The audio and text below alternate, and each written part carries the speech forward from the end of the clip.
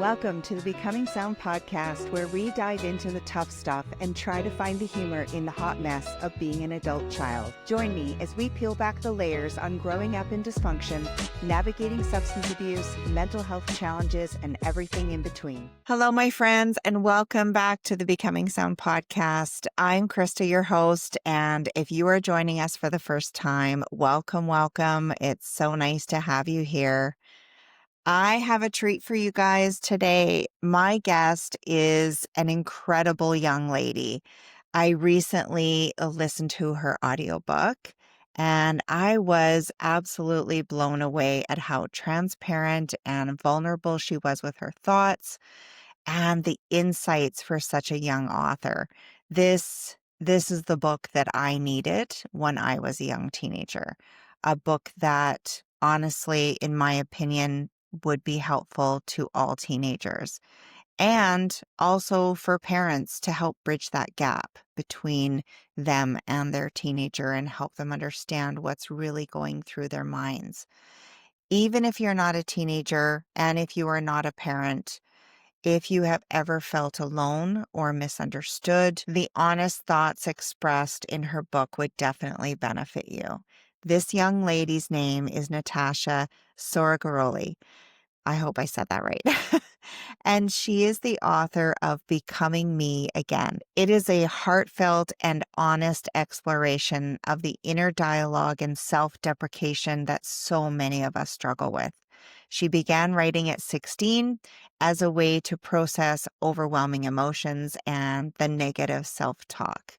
So what started as personal journal entries has since evolved into a powerful voice for anyone who's ever felt alone in their thoughts.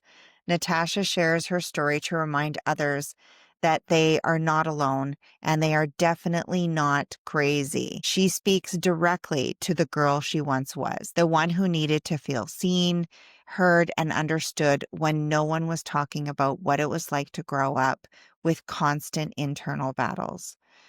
And honestly, she is wise beyond her words. Through her work, she creates space for honest conversations about confidence, self-worth, and becoming who you are really meant to be. Natasha's mission is to help others overcome their negative self-talk and reclaim their confidence. And I could not be more stoked to have her here today. So let's get started. I'm going to say it. Soregaroli? Yeah. Is that okay? Yeah, How that's do you perfect. say it? Soregaroli. Okay. Awesome. Yeah. All right. Well, welcome, Natasha, and thank you so much for joining me. I'm excited to dive into this. How are you? Thank you. I'm good. I'm so excited as well to be here. Thank you so much for having me. Awesome. So you wrote a book called Becoming Me Again. And I'm not biased, but the word becoming is pretty cool.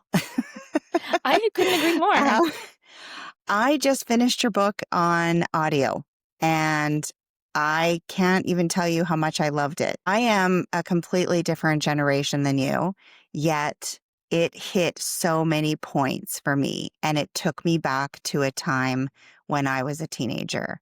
And so much of what you said in the book and so many of the points that you covered, I think are universal to so many people, not just girls either, and not just teenagers. Like this stuff still comes up for adults, believe it or not, it does. So what inspired you to write this book? Tell me about it. Um, Thank you for saying that. I couldn't agree more. Even though I wrote it when I was 18 and Uh-huh. some of the thoughts are still relevant today. They don't just go away.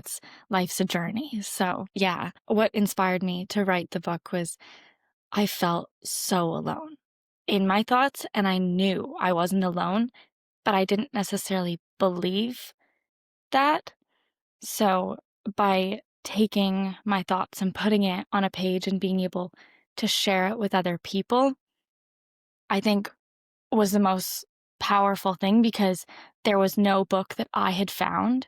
And I read a lot in high school, Uh-huh. and I was trying to find books with personal development that touched on being a woman, being like coming into yourself and that journey and what it's like. And they were written by 40, 50-year-old women, and it was Mhm. great. But at the same time, sometimes they talk about divorce and menopause, and I couldn't relate. I was like, this is not the book for me.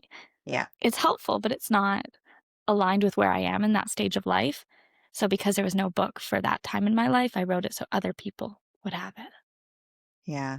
Well, that's amazing. I'm really glad you did. You know what I Thank you. had when I was your age was Are You There, God? It's Me, Margaret by Judy Oh, Blume.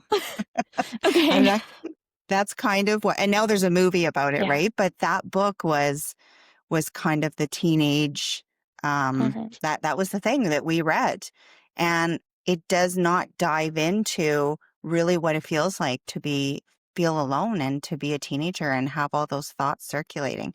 Talk a little bit about, I think one thing that not just teenagers but parents have a lot of questions about, and just dive right into social media and how that influences you and what it's really like to grow up in this day and age. Oh, I mean, social media is such an interesting thing because when you're on it, you're not feeling like you're being influenced. You're just watching Mhm, something and you're like, this doesn't really impact me and it doesn't impact my mindset and it doesn't impact my perspective of the world. Like, I'm still aware that I'm being feeded things that they think I'm going to like based on the algorithm. But at mhm, the end of the day, even if you know that, seeing things on social media will have an impact no matter what. It's mhm, impossible for it not to, in my opinion. And so growing up with it, I was looking at these women and these celebrities, and I'm sure like your version was magazines. You would see them and you're like, that's the you bet. expectation of beauty. Mine was Mhm, social media and it was constant. So it just, you think, you know, they're Photoshopped, you know that things aren't mhm, real. But at the same time, you believe you should look like that because that's what you're seeing and that's what becomes normal. mhm, And I think it's hard not to be on it too, because all your friends are.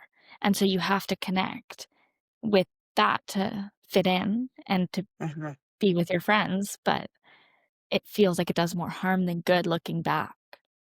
Yeah. What age did you get a phone, or were you exposed to it? I got it at 13, I believe. It was Okay. later than all my friends. Like, my friends all had phones, and I'd come home from practice and use their phones to call my parents to be like, Mhm. it's 8 o'clock. I'm back from basketball. Can you come pick me up?" Yeah, um, yeah. so, I know, it's hard because you wanna feel a part, right? You wanna feel like part of the um, group, and completely understandable. That that thing does not change over time. That is constant over generations. But tell me, when do you think is a good age? When you look back now, do you think maybe that wasn't such a great idea, or how do you feel about it? that's a hard one because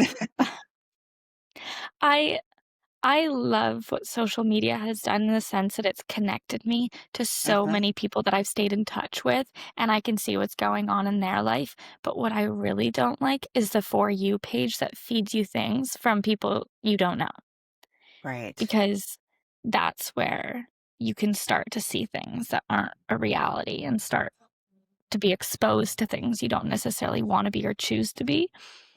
Um, Looking back, I wish I'd waited a bit, but at the same time, it's how I connected with my friends. But then again, you're seeing things online and you go on a Saturday night and you're at home and then you see people hanging out and you're like, I should be doing that. So you're still, Mhm. it's, I still think about deleting it now. I'm 23, but Yeah. at the same Oh, time, I'm like, it's so powerful in terms of connecting you. And so I've used it more instead of for personal use. I've used it for personal, but also to get my message out there to make it a better platform. right. Definitely a positive for sure. If you could say something to parents about the exposure or how to coach their kids or how to really pay attention to when they do give their child a phone, or how do you monitor that? Like, were there some Um, things that you would put in place or you would want your parent to put in place just to keep you a little safer, even if you did get a mhm. phone? Because I know there's a lot of Yeah. different apps where parents can filter the stuff that their kids are getting, like that kind of stuff. How do you feel about that? I believe in a kid having choice because Mhm. my parents let me have choice. So I don't think it's about restricting because when you restrict, you create something that they kind of want more. And so I Mhm. really think it's about coaching your kid and helping your kid understand by helping them question and helping them be curious about what the platform really is. So be like, "Oh, what are you seeing? Oh, what is this?" Like engage with them, ask them questions, but don't restrict because then they'll want to do it even more. Makes total sense. Yeah. So, Yeah. yeah, And I think that starts a lot younger than the day you get the phone. That's a 100%. process. Yeah. Well, Yeah. I'm so grateful to my parents because growing up, we would anything we would do, it would be a conversation in the car. We weren't allowed our phones and we would talk and we would question things and we would look Uh-huh. outside when we were at a restaurant. We'd question why the the experience was the way it was, what branding was, what everything we did. It was curiosity based and it was exploration based. And even though I was younger and probably had bad opinions, it always made me feel like my opinions were valid. And then if they Mhm. were wrong opinions or not necessarily the correct thing, they'd question. So they'd help me Mhm. discover what was going on. Right. They help you And I become think really curious about life. Yeah. I exactly. love that. They sound pretty amazing.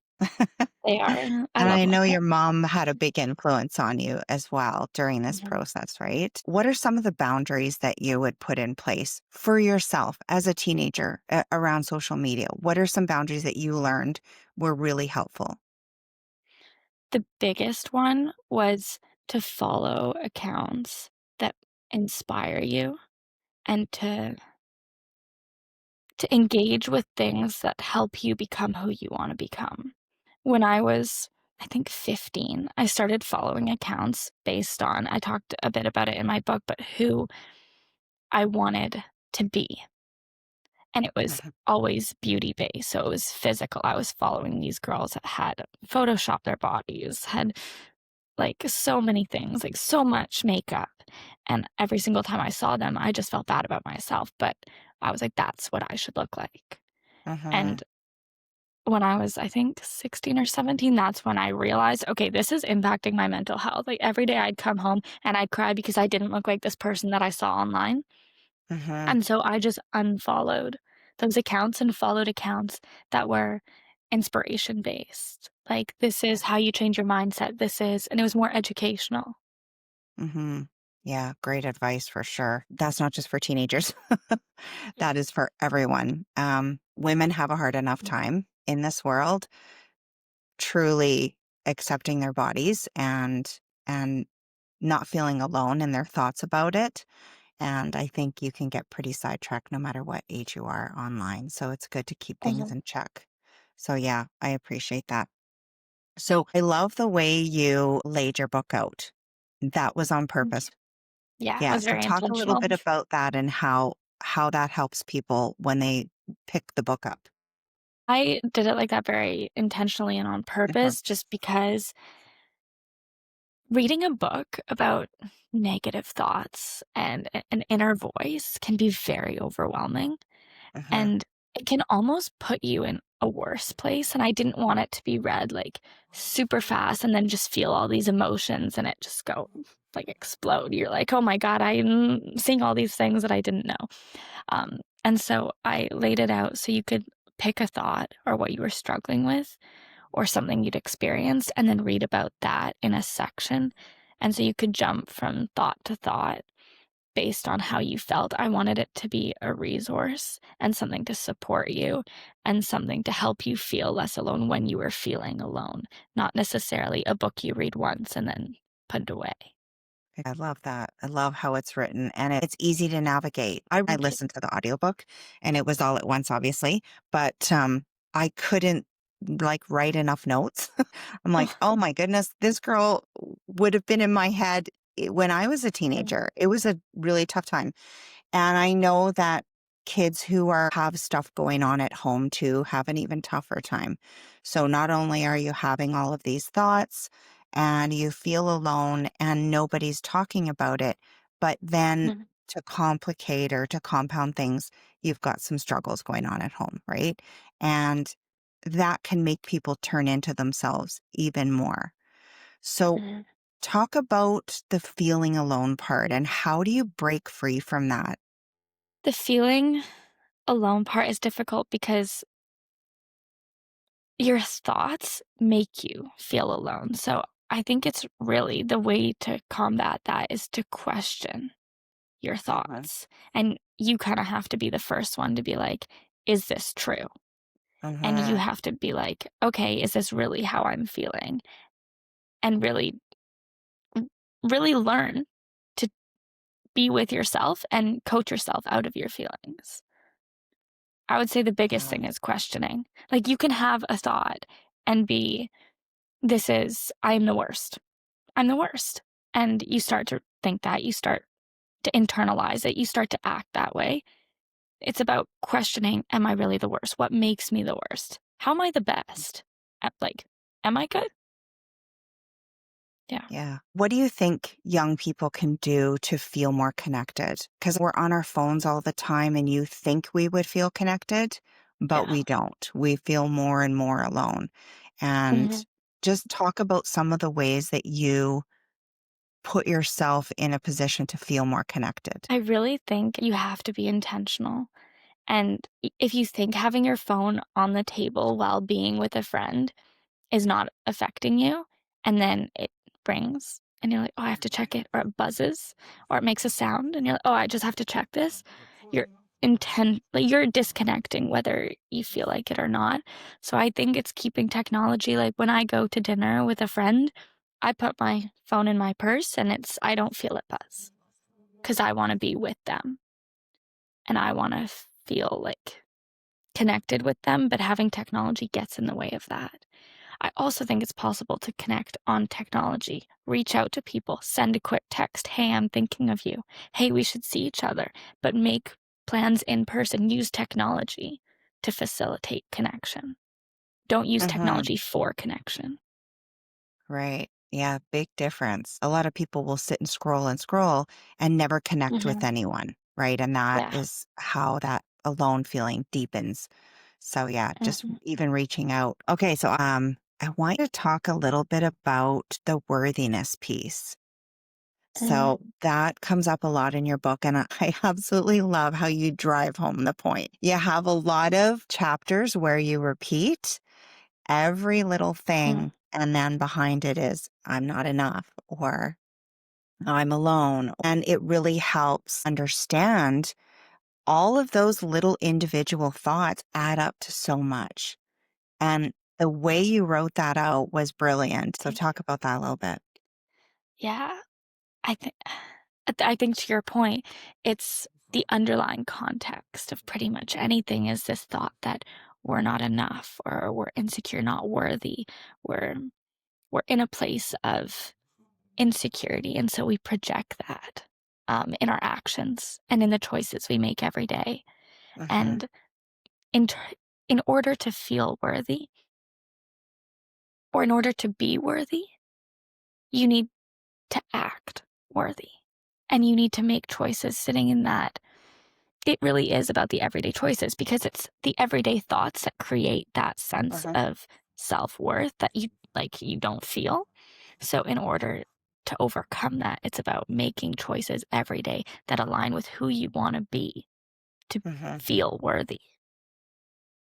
Yeah. That's I how I love see that. So that leads me into the next one is talk it. a bit about confidence and how you build confidence. Give me the secret. I know you have it in your book, but tell me the secret to becoming more confident for a teenager.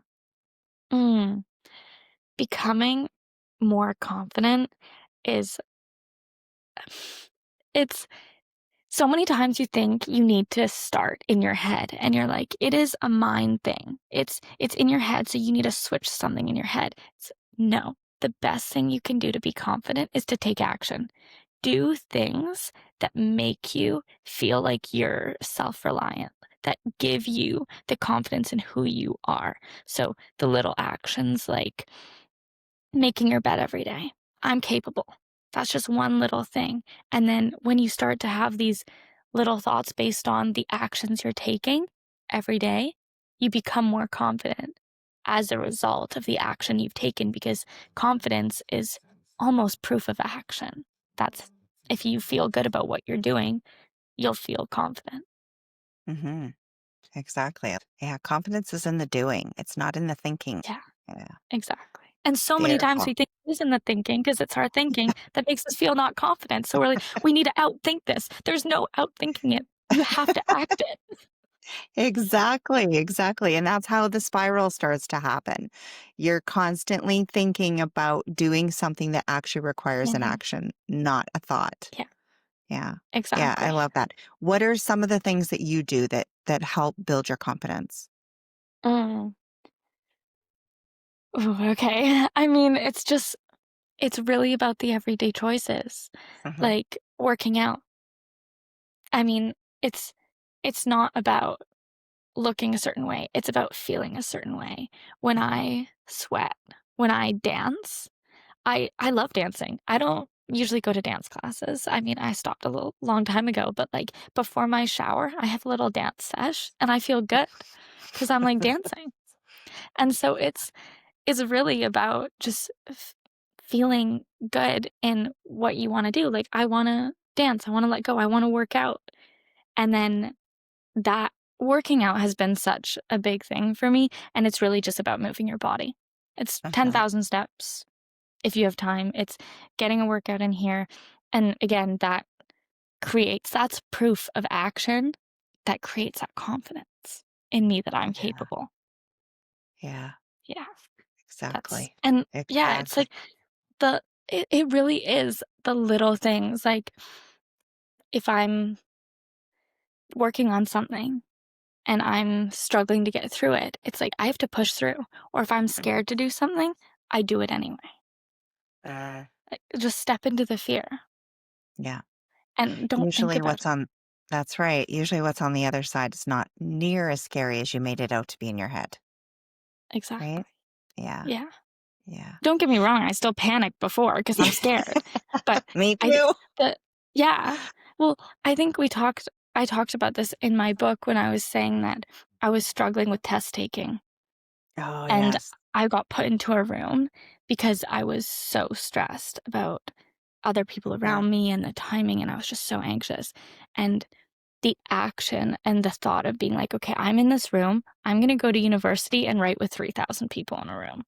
Because Yeah. my brother was at university at that time, so I knew that was coming unless I got a special situation, which I didn't Mhm. necessarily want because I knew I didn't need it inside. I was like, "No, I'm capable. I'm just stressed." And so I wasn't ready to take tests outside that room. That room was super comfortable, but I was like, "I have to do it anyway." Yeah. Like, it's just I have to, otherwise I'm gonna go further and deeper into that stress, and it's Yeah. gonna become a fear that I can't overcome. Mhm. And I think reading your book too helps people to understand that we are there's so many people that Mhm, go through this. I had huge test anxiety when I was in school. And I probably forgot half of the material just because I was so stressed all the time. And back then, no one pulled us out in the hallway or in another room to take a test. You just did it, you know? And so you got through it. But I think just that feeling and knowing that you're not alone, that, if you look around the room, 10 people beside you are having the exact same anxiety and stress you are. You are not alone, mhm. even though what you're telling yourself in your head is that you are, right? Yeah, So I think that's definitely something people could get from the book when they read it is the fact that we're not alone. We're all feeling this. We're yeah, all having some measure of what you put down on paper, for sure. thank you. Yeah. So like being 18 and writing these thoughts down on paper is a little Mhm, crazy to me. They started out as journals. And there are a lot of people who do that and a lot of people who don't. Talk about the mhm, power of writing your thoughts down. mhm. Yeah, I it's a release. That it materializes your thought, and I can't stress that enough. If you let it stay in your head and you let yourself spiral, it's harder to come like, to overcome that because you don't see it. Yeah. And it's almost like once you write it, you can see the actual reality of it because you're looking at it, you've released it, you're like, "Okay, it's not only in my head, it's on paper now." And Mhm. I would also like to note that when I was journaling, it wasn't consistent. I was not a consistent journaler. It was if I had to release something, I wrote Mhm. something down just to get it off my chest, but it wasn't my writing journey has not been consistent. I don't journal every day, Good to know. but Good to know. It's not about perfection. It's just exactly. about doing something you need to do in the moment to help to help the mental health, right? Yeah. Yeah. And I agree. It's not about perfection or doing something every day. And so many times people are like, oh, I journal every day. And some people are, oh, I really should journal every day. Like that's something I really Mhm. should be doing. No, it's not should. It's do you need it? Would it support you? If it would, do it. Yeah. And does it support you right in this moment? And if it doesn't, the next Yeah. time it doesn't. Yeah. So it's kind of nerve-wracking putting your thoughts down on paper and then realizing that you're going to go public with all of your inner thoughts. Uh-huh. Talk about what that was like for you and what that little journey was to get from point A to this is going out into the world. Yeah. Um, I love helping people. It's just Mhm. I I love connecting with people and I love supporting them. And when I wrote the book, I had written it as part of uh I was writing it because I was like, this would be I have always wanted to publish a book. And then I wrote it and I was like, this is not seeing the light of day. this is this is going to my future kid. Yeah. Um or family friends if I know they're struggling. I'll support I want this to be for people, but at the same time I'm not ready. Mm. Yeah. And then it was maybe 2 years and I kept coming back to it. I just kept returning. I kept being like, "But I wrote it to help. But I Yeah. wrote it to help." And then I was like, "Okay, if it keeps revisiting you, you gotta take that Mhm. leap and follow that." So I did. And Yeah. I'm so happy I did because I've had people message me that I have not talked to in years and random reviews and people being like, "This has helped me so much." And that has made it all worth it. Like, Yeah. That's amazing. It's so true. We don't grow we don't grow and heal by ourselves. We do it in yeah. community. And we do it because someone else is brave enough to speak their truth and Mhm. share it with the world. That's how we heal, right? Yeah. This isn't a solo journey, Writing No. the book might have been for you, um, but Mm. I think when I listened to the book, I could hear that undertone and that message that you absolutely know that there's people that need to hear this message, right? Yeah. Thank you. I love Yeah. that. I mean, it's what I needed to hear. So, Yeah. when I was writing some of it, it was a thought that came from the journal, but the way I came over it, I didn't write about that, but it's what I would have wanted someone to tell me. And so I Uh-huh. put that because that's what I needed to hear. And I think if I needed to hear it, there's someone else out there who could use that as well. Yeah, for sure. So you talk a little bit about doing things like trying new activities and really putting yourself out there. And that's part Mhm. of building confidence. What are some of those Yeah. things that you're doing? The one of the main ones is I serve part-time, and Okay. so just oftentimes I think you get so anxious talking to people, and Mm-hmm. serving has forced me into this environment where I can't be scared to talk to people, it has to come naturally, and I work, but I just love serving now. It's one of my favorite things to do because I can chat with people, but before I started serving, I was so scared. I was Hmm. do you know the expo, the food runner?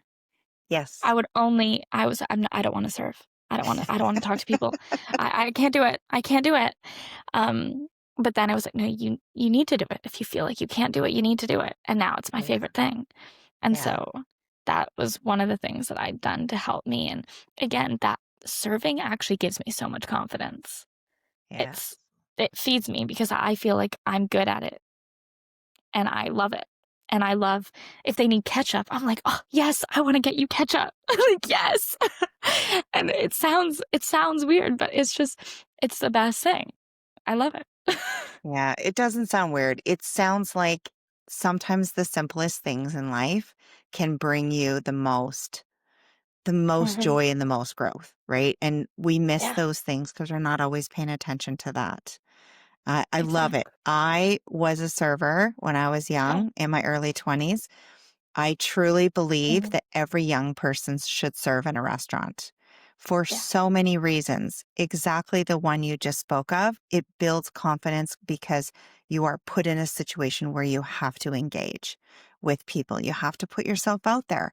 And the fact that you can do all of the stuff that is required to do in a restaurant when you're serving, because it can be Mhm. chaos in the back. Am I right? Yeah. It really can. Yeah. So you learn so many skills. You Mhm. learn organizational skills and teamwork and how to Mhm. get the hell out of the way when someone's coming. But yeah, it also gives you an appreciation for people who serve you in the future. When you're at a Yeah. restaurant, you understand what they're going through. And Mhm. I think that's so important. So thank you for sharing that. That's awesome. Um, If someone is listening right now that feels really disconnected or very insecure, or they're really just doubting themselves, where would you suggest that they start? The first thing I would say is to take some sort of action that would Uh, make you feel better or do something that scares you a little bit. Even if you feel like you can't, just anything you can do, even if it's small. If you think of something and that feels too big, that's fine. Just take action. And I can't stress that enough. Like, you can't outthink it. I tried. I really did. I Yeah. tried. And you can question yourself, and that's super important. Like, step 1, question whether you believe that or not. Step 2, take Mhm. action. Yeah. Like, Awesome. build that. That's amazing. So, what's one thing that you would tell your 12-year-old Natasha self? Mm, everything in my book. I don't know. What would I would say lean into curiosity and Mhm. questioning, like, I love it. as much Yeah. as you can. Yeah. That's Absolutely love it. So pretty tell me what you've got coming up. Like, I really hope you keep writing because I think you're thank you. fantastic at it. And I Oh, will definitely be a fan of anything thank you you. have coming out in the future. So what have you got coming up? I so everyone keeps asking me, "Are you gonna write another book?" And right now, I'm not sure because I'm still sitting with this one, and I'm Uh, still playing with this one, and I wrote it as a passion project for my younger self, and if I were to write another book, I'd probably write it about my 20s in, like, 5 years, so I'm not sure yet. Um, I'm really great not sure, but answer. Great answer. I would love to get into more speaking, going to schools, and I've started talking with my old school about doing that Uh-huh. and coming in and talking to people, and I really wanna drive home the messages of this book and help the people in high school who are struggling right now, like, that's my focus because you only know what you've lived through, and That's that I've come out of that, and I wanna help people going through that. So that's what's next. It's that's more amazing. speaking, more spreading that message. Yeah, yeah. And I love how you're sitting with this too. Sometimes we rush so fast to go on to the next thing and we Yeah. don't actually just breathe all that in and take some time for ourselves to process and to Mhm. rest and recuperate from the the whole like hub of it, all the explosion of Yeah. it. And so I think that's really important message for kids to hear or for young people to hear is just also just celebrate what you've done and don't rush through it and on to the next thing right away. Yep. Give it time. Yes, Like, yes, yeah, yeah. that's so important. Thank you. And I love that you're doing speaking. I think this is just a message that so many young people need to hear. And it's not just for young people. And I want parents to know too that are listening.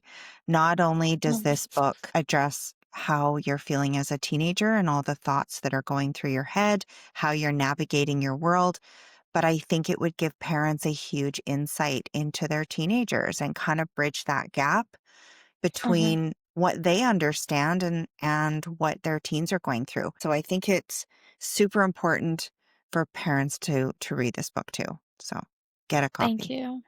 Yeah. Thank you. I actually agree. I've had so many people that are older.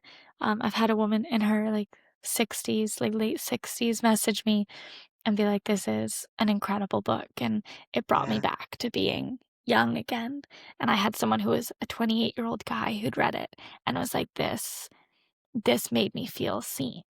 And it's Yeah. just like I was writing it for that 15-year-old, 16-year-old who was in high school as a girl, and it's just connected with so many people. And even older women with young teens are saying, like, this book has helped me understand myself as well, but understand my kid and help me remember what it's like to be in high school. Because some of the thoughts they are social media focused, but a lot of Yeah. them are human. Like, you just have to be human to relate. Yeah.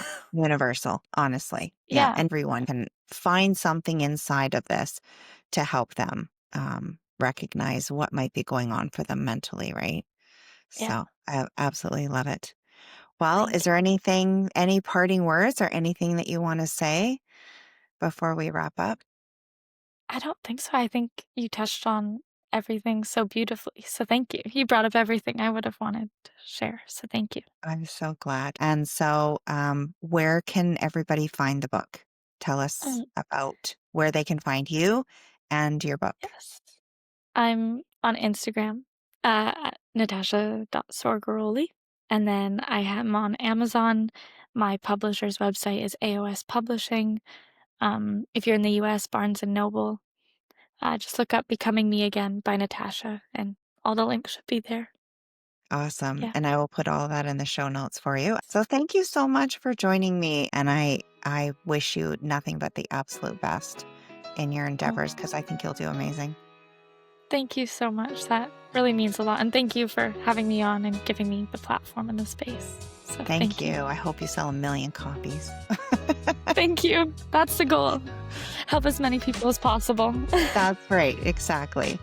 All right. Well, take care, Natasha, and we will chat later. Thank you. Thank you for joining me today on another episode of Becoming Sound. If this episode resonated with you in some way, please share it with someone you care about. And don't forget to hit the subscribe button. It helps to get this information out to more people who may need it. If you have a sec, I would love a follow on Apple Podcasts and Spotify. While you're there, hit the 5-star rating and give me a review. When you're scrolling, follow me on my social platforms, and I would love to hear your comments and feedback. Have a fabulous day, lots of love and gratitude from me. Please note, the views, information, and opinions expressed during the Becoming Sound podcast series are solely those of the individuals involved. The content of this podcast is to educate, inform, and for entertainment purposes only. This podcast series and the content presented does not constitute for medical or other professional advice or services. If you are in crisis or in need of help, please contact your medical or professional provider.